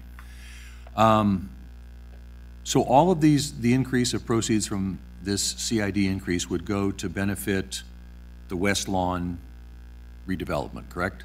The increase would go to the west lawn, and the initial 6/10 would be for the apartment garage. And this CID district boundaries jumps Village West Parkway and goes to JCPenney and Target. Would they have an additional 4/10 as well? Yes. Yes. Yes, they would. Hence my question, is there going to be another public hearing about this 4/10 increase? Yes, there will be a public hearing, yeah. You talk about increasing the project cost above the current cap of 14 million. To what and for what? So the current cap is purely for the apartment context. That's pulled out of the redevelopment agreement for the apartments. It was a cap that was put in place in the previous agreement. At the time, I think the best way to look at this issue is looking at the original Exhibit C in the development agreement, which is also near the back of your packet. But really, what it comes down to is rising cost and rising unit count, and the need to provide what we call plaza quality apartments out here at the Legends. Original cost in Exhibit C was $49 million. Now we're at 64. The current, at least, what's the public participation in terms of a context of the overall project? Originally it was 28.5% public dollars, so 14 on 49, and now the request is 17.5 on 64, which is now under that, so it's 27.8%. I can't speak for my fellow commissioners, but what I'd really like to see is a delineation of what would the cap increase to, what are the changes in dollars, what dollars that come out of this additional 4/10 are going to what specifically? Again, Commissioner, I can tell you that 100% of the dollars going towards the apartment are solely for parking, the parking garage, and the land allocated to those public spaces. I appreciate that. What I'd like to see, if with Mr. Stevens' help you can come up with, is an executive summary of changes that we're going to be asked to approve. At this point, that's really all the questions that I have. I would invite any other commissioners who have questions or comments. Mr. Chairman, yes, ma'am. I would agree with your recommendation. I agree. Bring us back to information. Mr. Let me say that what you brought up before, Commissioner McKiernan, the description is revising the Legends Apartment Garage Community Improvement District formation documents and developer agreement to authorize an increase. It's not clear from that statement that this was simply a way to bring us on board about where we are and where we need to move forward. And so a more clear, I think, along those lines, a more clear statement of what we're really being asked to do and what it will produce. And I think that, I mean, I think it's clear that there's a vision that you have here for a renovation of this area of the Legends. And certainly you've stated why that's necessary. What I think we'd like to see before we take a vote to approve any change in the original documents is, how is it all going to lay out? Yes, ma'am. Hi, this is Kathleen, CFO. I was tracking this project for the past 8 or 9 months. So this is an item that's been on our agenda for, tentatively on our agenda for several months, and it's been carried forward and forward and forward initially. And so as conversations have taken place, you know, the plan and the scheme has evolved. So some of this language is carried forward from before, right? It was decided, well, just in the past few weeks, that today what we wanted to do was sit down and show you what was being contemplated and get your feedback on the 0.4% increase on the CID. So that's the intent of the meeting today. It is not as the item description has here. So this is not an action. These are just a description generally of what we're looking at. Okay. Okay. Because the agenda has a request for action, which is approval. Yeah, that's very good. And revising presumes an action to revise. Not reviewing, revising. Where's that at? Under description? Yeah, but there is no action, actually. We're not providing you any documents that you would vote on. The action requested is please approve. Mr. Alvey is looking exactly the same place I'm looking. Action requested, please approve. So, yes, clear, we are not approving anything tonight. Just that we have a presentation, and this, I think, points up. Purpose for the meeting evolved since the time this came out 2 weeks ago. I appreciate that. And this just, I think, is an important reminder that this may have been a subject of discussion for many months in your offices, but not in ours. So we need to get some time to be brought up to speed, and this is great that we're doing that tonight. But always remember, just because you've been talking about it for several months does not mean that we've been talking about it, nor that we've been apprised of what the details are, so that we can make a thoughtful decision on that. That's right. So, at this point, I really do think that with the documents that were originally provided, plus what was provided to us right before the meeting, I think the combination of those really does lay out what you want to accomplish. I would just ask for some additional information that I think Mr. Stevens has already made note of. That'll be really helpful then for us to come back and consider a decision and taking some action. Yeah. Simply, I think it was you were delivering to us the rationale for a revision in the agreement, and if it had been stated that way, I think we would have looked at it that way and not been questioning what is this doing, where is it going, and how do we need to decide that. Yeah, the confusion's probably ours. We had, or maybe laid out by us, we had requested sidebar meetings with each of the commissioners. A few were able to meet with us, and the majority were not. So we requested this meeting not be one of action, but instead update, and that's probably what's caused us. I'd accept the fault for that. Sorry about that. Well, given that, we definitely appreciate the update, the vision. We'll look forward to coming back and discussing again when there's actually a request for action, and we'll have a good discussion then. Thank you. Could I ask one? Yes, Commissioner Walters. I'm looking at your handout on page 4.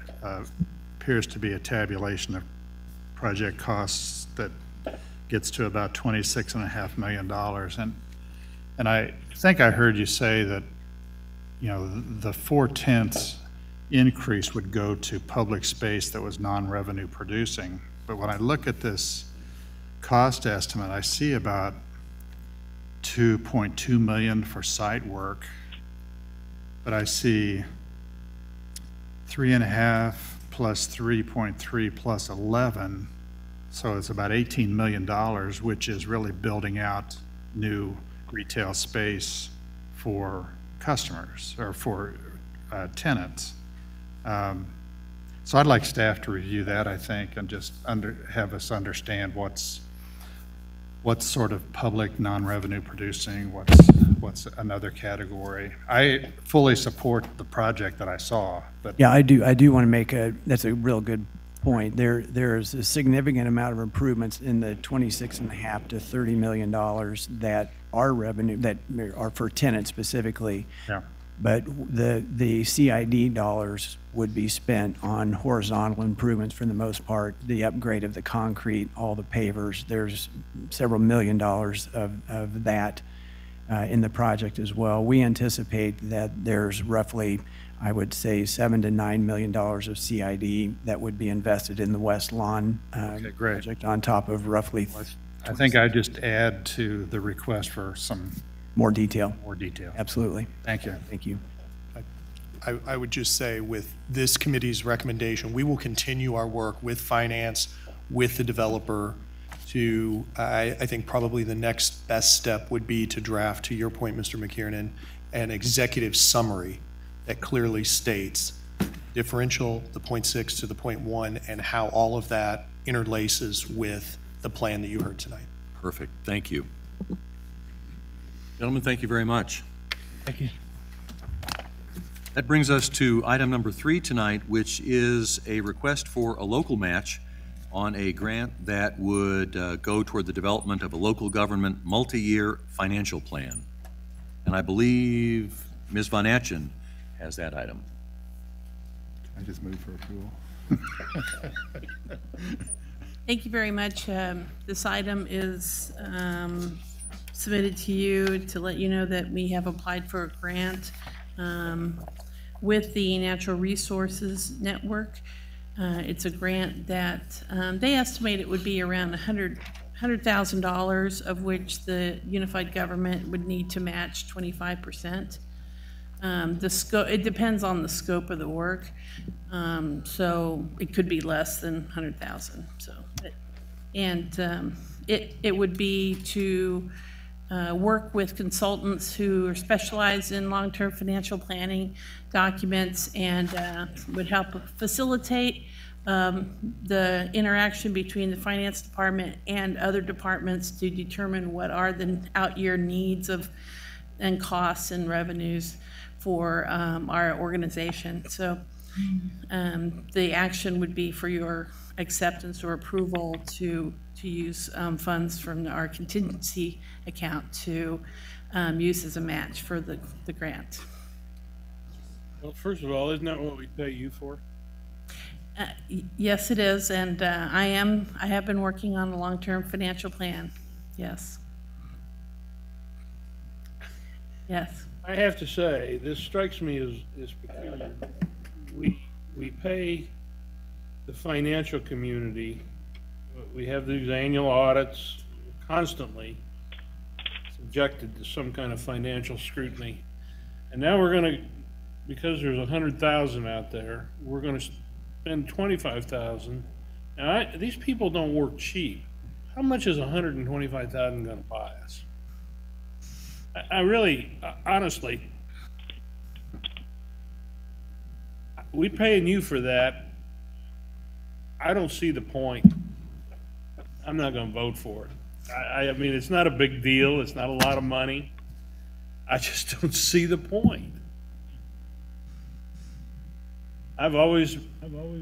We've had great financial directors, in my opinion, you included. I can't anymore see, these people will not see 5 years out any better than you do, or for that matter, probably most of us. So I'm going to be a contrarian on this one. So the Natural Resources Network approached us because we were a community that qualified. For a variety of metrics, they decided that, you know, maybe our low income or our narrow fund balances, whatever, various reasons, demographic and other, they decided, and they approached us, so thought it was an opportunity.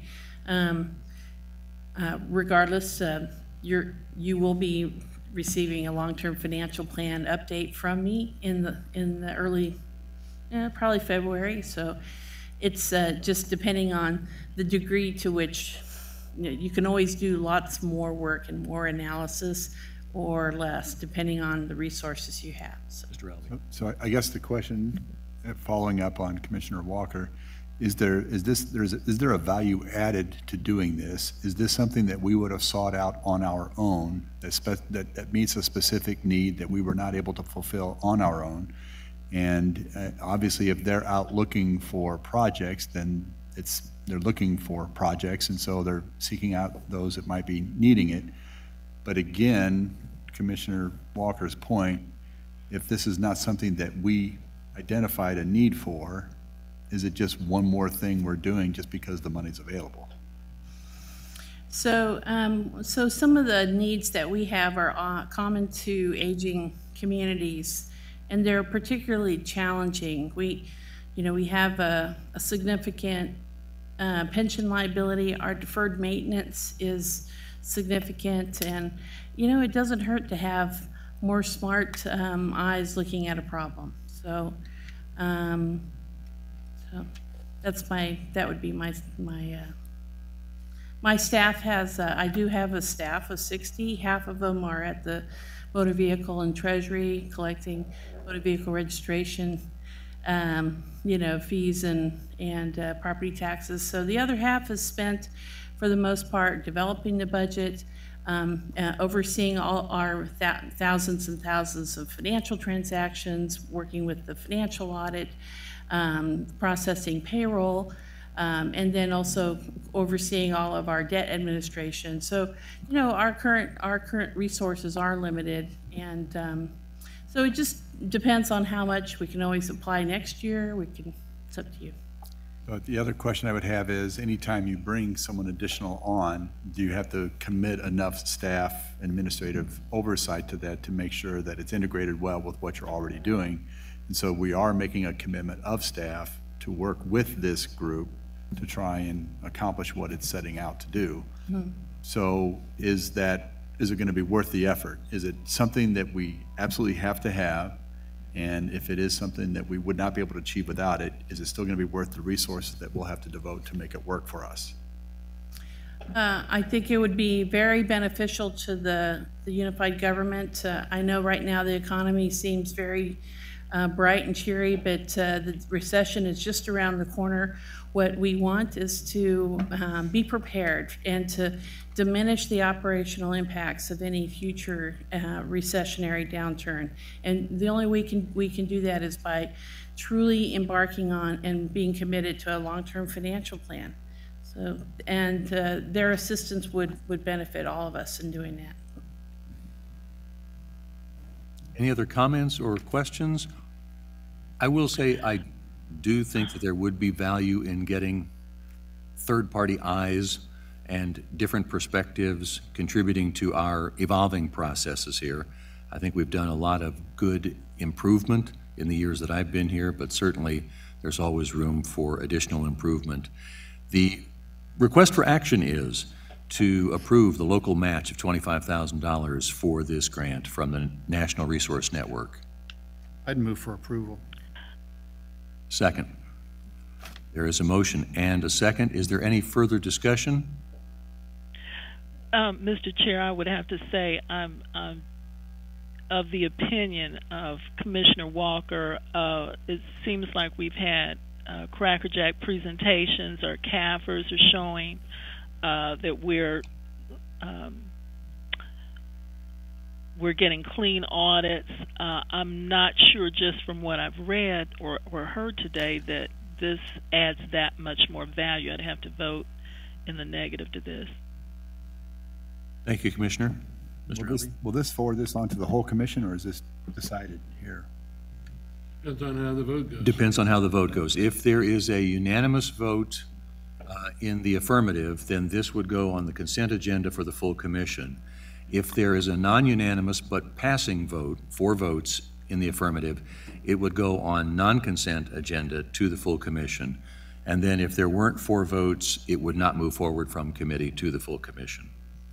Yeah, and I would like to add that part of the caveat of participating in this long-term financial planning process is that the commission expresses a commitment to long-term financial planning and adopts policies to that effect. So you know, this is a commitment for all of us, and you know, we want to make sure everyone is on board. And there's really no hurry. We can think about it over the next year or so. I'm already have the infrastructure in place to do a long-term financial plan. I appreciate what Commissioner Walker said about, you know, the efforts that we've been working on already. So it's really, it's an opportunity for our organization. I just Call for the question. There's been a motion and a second to approve the local match as submitted. Roll call, please. Roll call, Alvey. Aye. Walters. Aye. Murguia. Aye. Townsend. No. Walker. No. McKiernan. Aye.